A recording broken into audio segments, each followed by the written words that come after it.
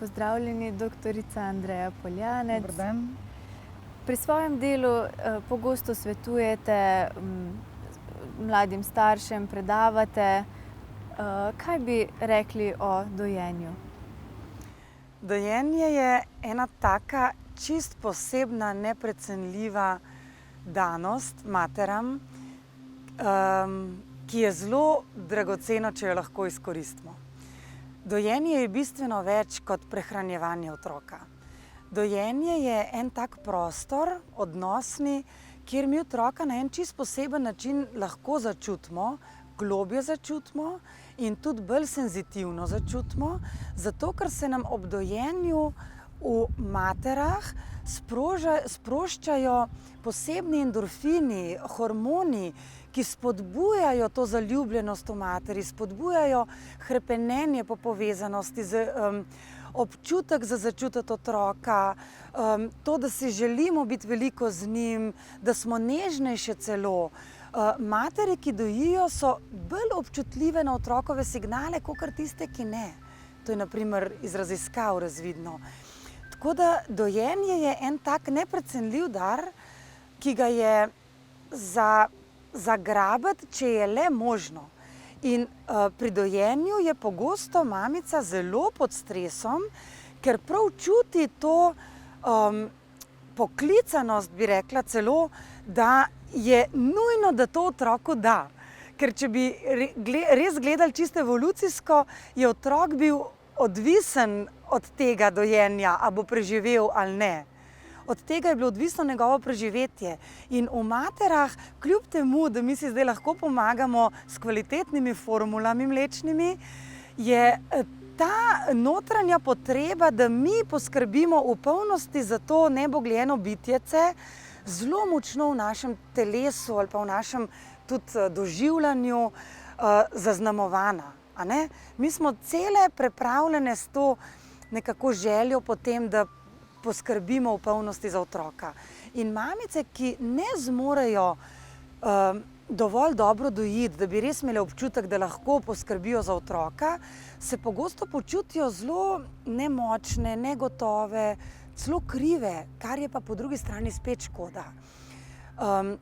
Zato, ker tudi če ne zmorejo dojiti otroka, je samo pomembno, da se zavedajo tega, da naj ga čim večkrat vzamejo v naročje, da ga ob dojenju gledajo, da ga nežno sprejemajo, da ga dajo na kožo, da res one naprej vodijo ta postopek prehranjevanja, ne pa da potem nehote kar najdejo nadomestne ljudi, ker če imaš stekleničko, lahko seveda bolj enostavno to opravi tudi kdo drug. Ampak na nek način potem zgubljajo ta čas, ta prostor, kjer bi se vedno znova zaljubljale v otroka, ga lahko začutile dragoceno, ga spoznavale, se ga nagledale in otrok tudi prek tega, ko v mamine oči gleda, ko zreta drug od druga, doživlja to svojo lepoto, da ga je mama vesela, da ga ima rada, da je dragocen, da je lep, ljubljen, da se mu mama smehlja.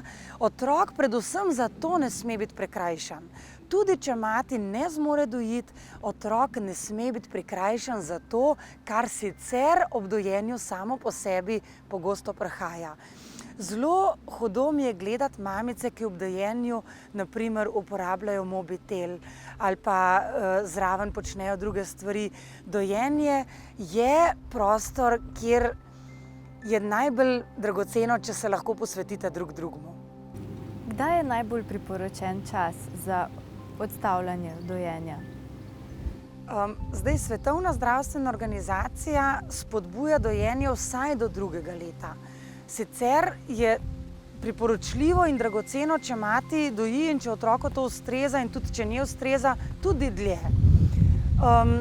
Sicer je pa zelo zmotna misel, ki je v družbi še prepogosto prisotna, da naj bi se dojilo pa samo tam do 1. leta, ko mamice praviloma odhajajo nazaj na delovno mesto in se mnoge mamice bojijo, da če bojo takrat še ohranjale dojenje, da se otrok pri drugih ljudeh na nek način ne bo znal dovolj dobro pomiriti.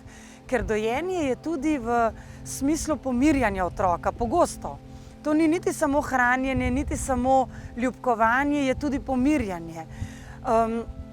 Kar je škoda, zato ker otrok se zelo hitro nauči tudi druge osebe spoznati, kako ga bojo pa druge osebe pomirile. Ali pa, če z otrokovega vidika pogledamo, kako se bo on pustil pomiriti ob drugih osebah. In mora vsaka odrasla oseba izumiti ob vsakem otroku nov način, kako ga bo še takrat kot majhnega, 1 leto starega, pomirila. In niti slučajno ni to za otroka problem. Otrok je pri tej starosti že sposoben v svoje okolje sprejemati tudi druge odrasle osebe, na katere se prav tako naveže. Jih vzljubi, se jih navadi, jih spozna in se nauči enega načina, kako mu bojo pri stresu pomagali, da se bo spet nazaj dobro počutil.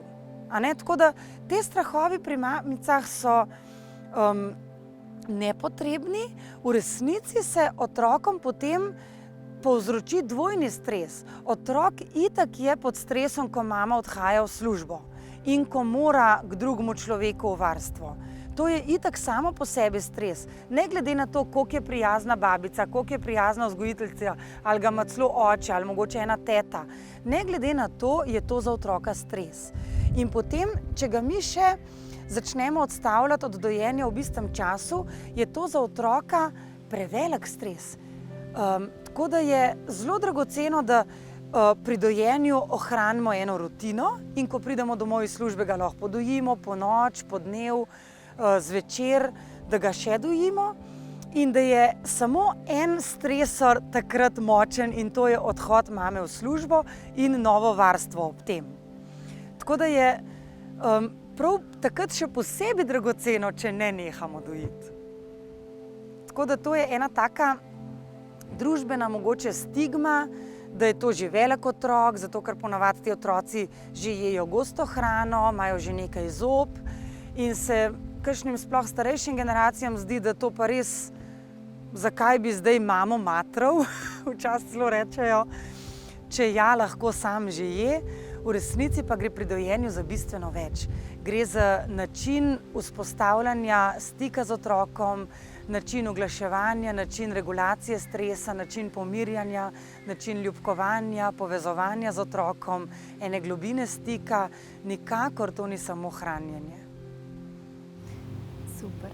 Najlepša hvala vam za te odgovore in uspešno delo še naprej. Hvala.